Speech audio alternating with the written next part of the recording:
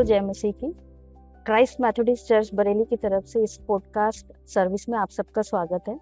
जैसे कि आप सबको ज्ञात है कि हम इस पॉडकास्ट सर्विस के माध्यम से यीशु मसीह के द्वारा कहे गए विभिन्न पैराबल्स दृष्टांतों पर चर्चा कर रहे हैं और मैं प्रियंका ई मसीह एमवाईएफ एडवाइजर आज एक नए महत्वपूर्ण पैराबल के साथ आप सबके बीच आई हूँ। और जो मेरा महत्वपूर्ण पैराबल है वो मत्ती रचित सुसमाचार उसके 7वें अध्याय 24 से 27 में लिया गया है, जो कि दो मनुष्यों के बारे में है जो घर बना रहे हैं, एक बुद्धिमान है और एक मूर्ख है। तो इस पैराबल का जो मुख्य उद्देश्य है वो है हमारी नींव कैसी है, और इसी पे चर्चा करने के लिए हमारे साथ हैं हमारे क्राइस्ट मेथोडिस्ट चर्च के सीनियर पास्टर रेवरेंड सुनील के मसीह, जो हमको इसके बारे में और भी अत्यधिक महत्वपूर्ण पहलुओं पर चर्चा करेंगे। और मैं और सारे दर्शकों की तरफ से आपका हार्दिक अभिनंदन करती हूँ।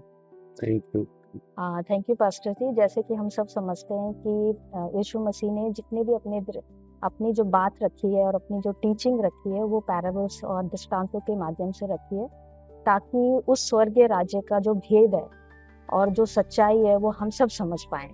इसीलिए उन्होंने दृष्टांतों का इस्तेमाल किया है, ताकि सांसारिक कहानियों के माध्यम से हम समझ पाएं, उनको याद रख पाएं और उसको अपने जीवन में अपना पाएं।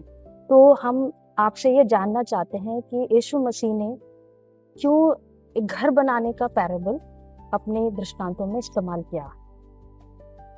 पास्टर प्रभु यीशु मसीह ने जो ये पैराबल को इस्तेमाल किया है, और उस समय वो ऐसे ही दृष्टांत इस्तेमाल करते थे ताकि लोग अच्छी तरह से उसको समझ सकें।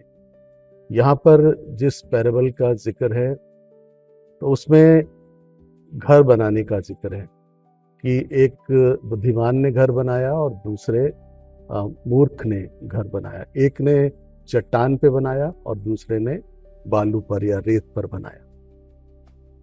प्रभु यीशु मसीह ये भी बताना चाहते हैं कि बना तो सब लोग रहे हैं। कोई अपने जीवन को बना रहा है, कोई अपने भविष्य को बना रहा है, और कोई अपने चरित्र का निर्माण कर रहा है। कुछ ना कुछ बनाने में लगे हैं। पर प्रभु यीशु मसीह का सोचना ये है कि आप जो बना रहे हैं उससे मतलब नहीं है, पर आप किस पर बना रहे हैं। यानी प्रभु का जो संकेत है, जो फोकस है, उनका मानना ये है कि जो भी कुछ बना रहे हैं, चाहे वो घर हो या आपका जीवन हो या आपका चरित्र हो, उसकी नींव कैसी हो, ये मतलब प्रभु का है। हाँ, आपने बहुत सही कहा कि यीशु मसीह हमें ये बताना चाहते हैं कि हमारी नींव कैसी हो। तो हम सब ये जानना चाहते हैं कि इस दृष्टांत को आप अपने तरीके से हमें बताएं और इसके संदेश को भी हम तक पहुंचाएं। प्रभु यीशु मसीह ने जो दृष्टांत ये दिया मूर्ख और बुद्धिमान व्यक्ति का, जिन्होंने अपने घर को बनाया, और इसमें प्रभु यीशु मसीह का जो मेन संदेश है वो ये है कि जो मनुष्य का जो जीवन है उसमें तूफान तो सबके जीवनों में आते हैं, और तूफान को हम परेशानियों के रूप में ले सकते हैं, चैलेंजेस जो लाइफ में आते हैं उसको ले सकते हैं, कि इसको बहुत तरह से ये जीवन में आते हैं। लेकिन अगर उसका जो जीवन है चट्टान पे बना है, प्रभु की नींव पर बना है, तो उसके जीवन में कैसे भी तूफान, परेशानियां, दुख, तकलीफें, कितने भी बड़े चैलेंजेस क्यों ना आए, तो वो उसके जीवन को कभी बर्बाद नहीं कर सकते, नष्ट नहीं कर सकते, क्योंकि उसका जो घर है वो प्रभु यीशु मसीह रूपी चट्टान पर निर्मित है। और दूसरा जो व्यक्ति है जिसने बालू पर घर बनाया, ये उसके जीवन को दर्शाता है कि जिसने प्रभु के वचन को तो सुना, उसके बारे में जाना, लेकिन जब उसके जीवन में तूफान आए, आंधियां आई, परेशानियां आई, तो वो उनसे विचलित हो गया और उसके घर को उन परेशानियों ने, चैलेंजेस ने, तूफानों ने उसको बर्बाद कर दिया।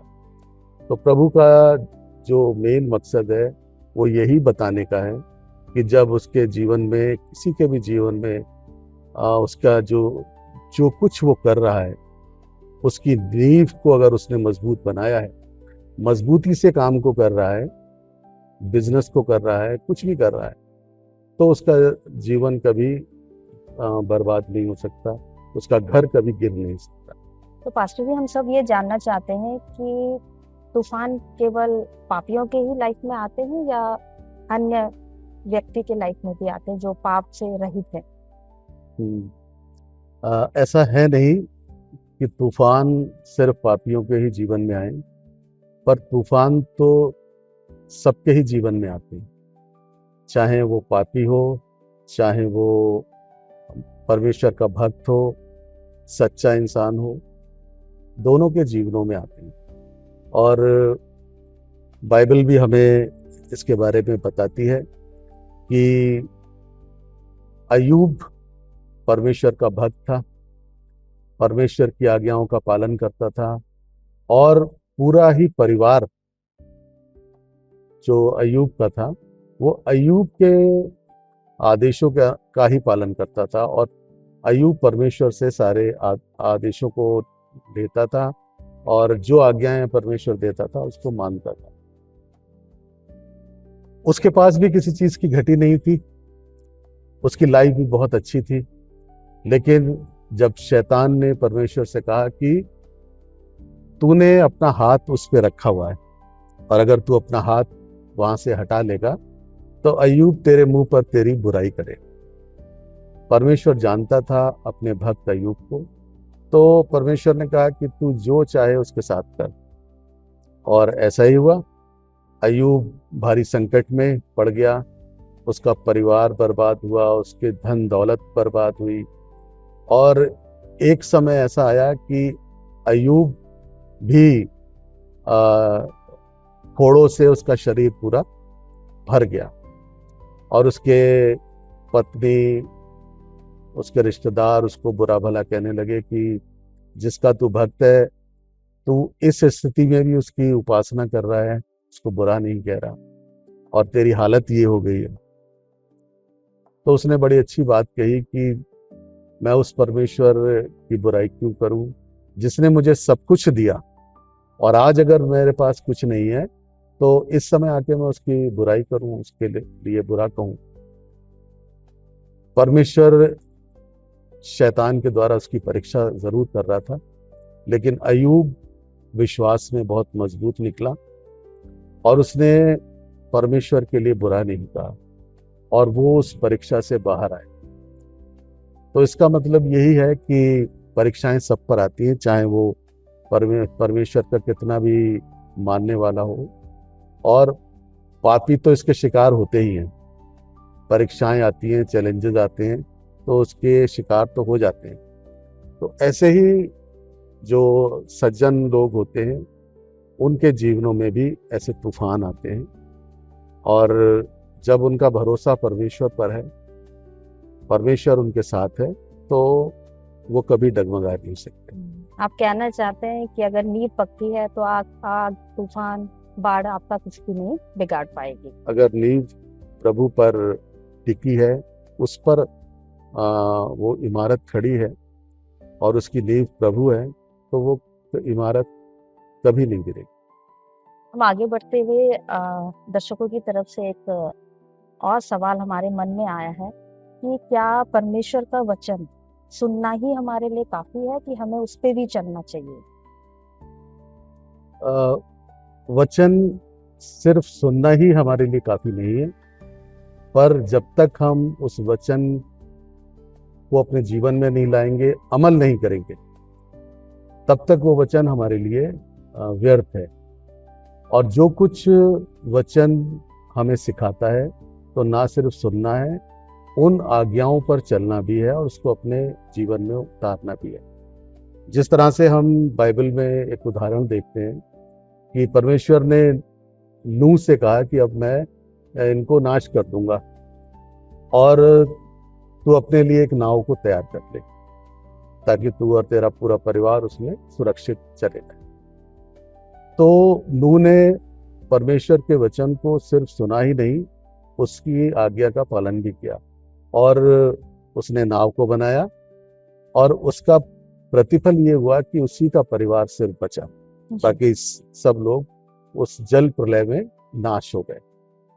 दूसरा उदाहरण हम और देखते हैं अब्राहम का, कि परमेश्वर ने जब अब्राहम से कहा कि तू अपना परिवार, अपना वंश, अपने रिश्तेदारों को, अपने देश को छोड़कर मेरे पीछे हो ले, जहां मैं तुझे ले जाऊंगा तुझे वहां चल। अब्राहम ने कोई सवाल परमेश्वर से नहीं कहा कि प्रभु मेरा तो यहाँ पूरा सेटअप है, ऐशो आराम है, सब कुछ है, तो मुझे यहाँ से क्यों ले जाना चाहता है।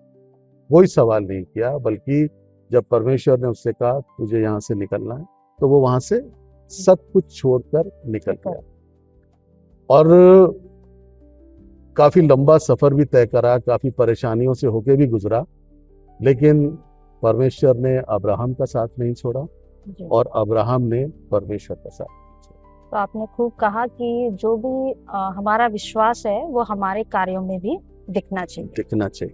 पास्टर जी, इसी क्रम में आगे बढ़ते हुए हम सब ये जानना चाहते हैं कि बाइबल में कुछ ऐसे कैरेक्टर भी होंगे जिनकी नींव गलत चट्टान पे पड़ी हुई। ऐसे कैरेक्टर हैं और जो कि नए नियम में हमें एक पति पत्नी का मिलता है कैरेक्टर, हनन्याह और सफीरा। और उस समय प्रेरित जो थे उन्होंने कहा कि अपना अपना दान सब लाएं, या जो भी जिसके पास है। तो उन्होंने अपनी एक जमीन बेची और जमीन बेचकर वो उसका जो भी पैसा था वो प्रेरितों के पास लेकर के गए और जितनी बेची थी उसमें से कुछ रख लिया और वहां जाके उसको दिया। आत्मा ने प्रेरित को ये बताया कि ये झूठ तुमसे बोल रहे हैं, बेची इन्होंने ज्यादा में है और कुछ अपने पास रख लिया है और थोड़ा तुम्हारे पास लाएंगे। तो जब उन्होंने ऐसा कहा और प्रेरित ने जब इस बात को उनको चेताया कि तुमने आत्मा से झूठ बोला है और इसके बदले में उन दोनों ने अपनी जान को गंवाया।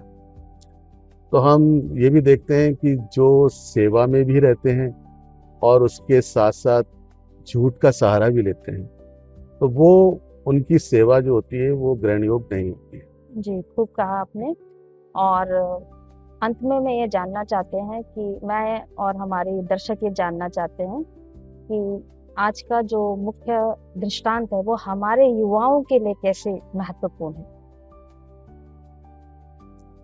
युवाओं के लिए ये इसलिए बहुत महत्वपूर्ण है कि जब युवा अपने जीवन का निर्माण करने की तैयारी में है और उनके अपने इच्छाएं हैं, वो जिस क्षेत्र में आगे बढ़ना चाहते हैं, तो ज़रूरी यह है कि जब हम अपनी नींव चट्टान पर बनाएं और वो नींव हमारी प्रभु यीशु मसीह हो और उसको बेस बना के हम जो भी काम करें, जिस काम की शुरुआत करें, वो सफल होगा।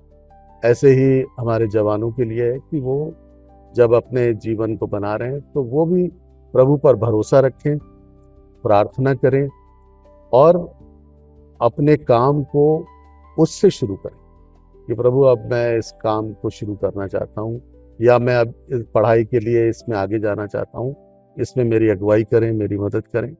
तो यकीनन मेरा तो विश्वास है कि प्रभु उन जवानों को उन्नति के शिखर पर ले जाएगा। जी, तो दर्शकों, आपने जैसे देखा कि अगर आज यीशु मसीह हमसे पूछे कि हमारी नींव किस पर है, चट्टान पर है या बालू पर है, तो हम उसके इस क्वेश्चन का आंसर देने पाए। और इसका एक ही आंसर है कि हमारी जो नींव होनी चाहिए वो परमेश्वर के वचन पे होनी चाहिए। अब अंत में मैं अपने पास्टर इंचार्ज रेवरेंड सुनील के मसीह क्राइस्ट मेथोडिस्ट चर्च के उनसे रिक्वेस्ट करती हूँ कि छोटी प्रेयर में हमारी अगुवाई करें। प्रार्थना करेंगे। प्रभु आसमानी बाप, हम तेरा धन्यवाद करते हैं आज के दिन के लिए, और प्रभु इस पॉडकास्ट के कार्यक्रम के लिए, जिसमें हमने 2 व्यक्तियों के बारे में जाना कि एक ने अपना घर चट्टान पे बनाया और दूसरे ने बालू पर बनाया। और जिसने चट्टान पे बनाया, आंधियां आई, तूफान आई, वो घर सुरक्षित रहा। और जिसने बालू पर बनाया, जब आंधियां आई तो उसका घर बिखर गया, तिनके की तरह हो गया। सो प्रभु ये हमें सीख देती है, ये दृष्टांत हमें सिखाता है कि हम भी जीवन के जिस घर को बनाने जा रहे हैं या बना रहे हैं या तैयारी में हैं, तो उसकी नींव भी हमारा प्रभु यीशु मसीह हो, ताकि जीवन के कोई भी तूफान हमारे जीवन में आए तो वो उनका सामना दृढ़ता के साथ कर सके।